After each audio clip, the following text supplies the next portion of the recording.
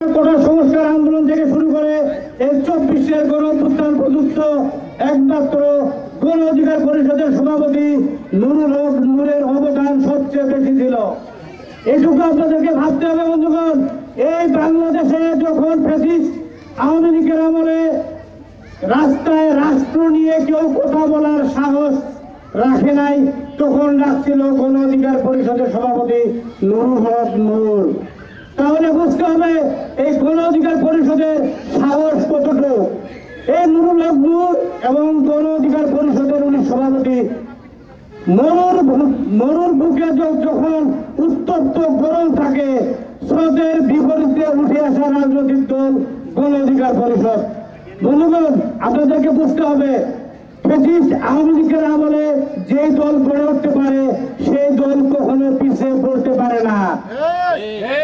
এই দল সামনে নেতৃত্ব দিবে যদি আপনারা চান। আপনাদেরকে চাইতে হবে যে আমরা শুধু 10 টাকার চালের কাজের আশায় বা একটা প্রতিবন্ধীর কাজের আশায় এই দলের রাজনীতি করবো তা না।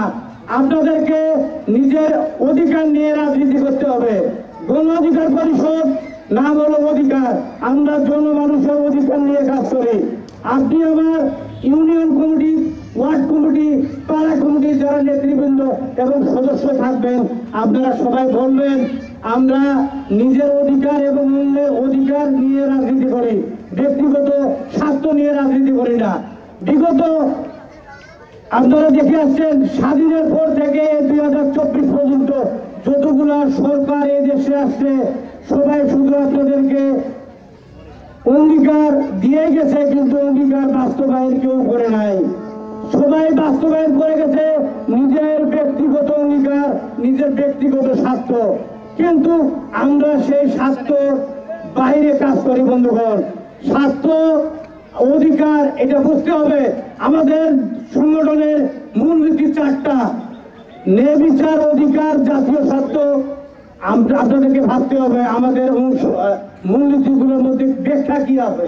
আমাদের যে স্লোগান জনতার অধিকার, আমাদের অঙ্গীকার, আমাদের অঙ্গীকার দেশ হলো জনতার।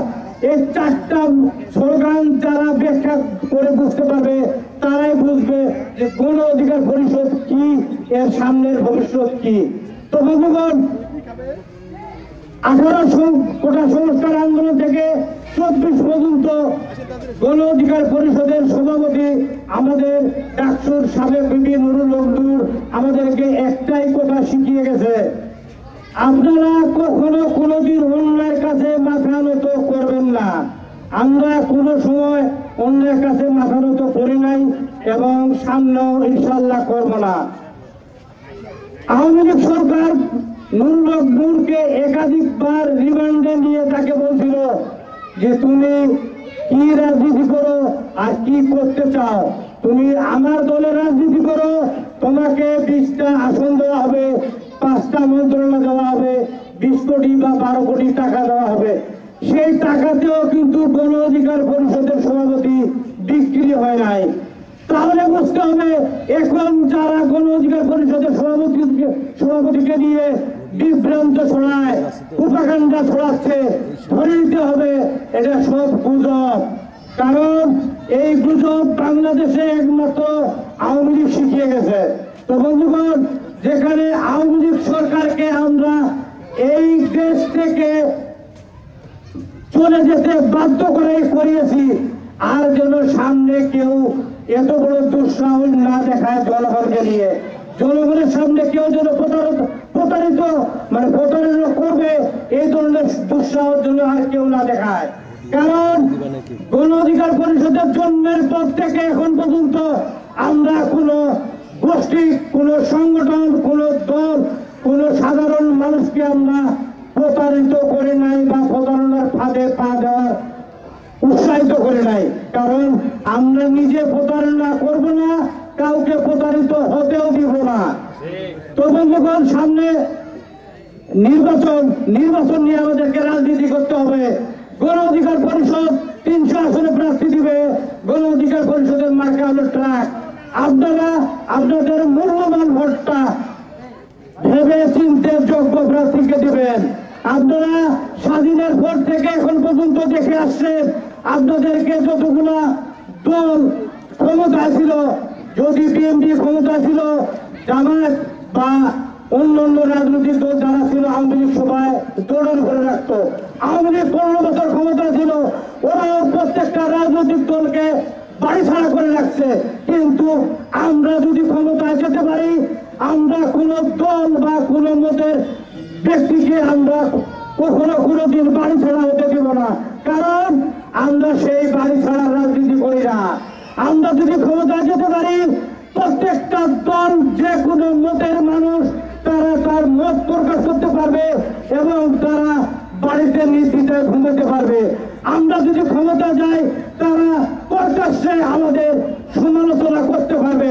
আপনারা দেখছেন স্বাধীনের পর থেকে যতগুলো দল ক্ষমতা ছিল, প্রত্যেকটা দল গণমাধ্যমের ভূমিকাটা কেড়ে দিয়েছিল, ওদের অধিকার কেড়ে দিয়েছিল।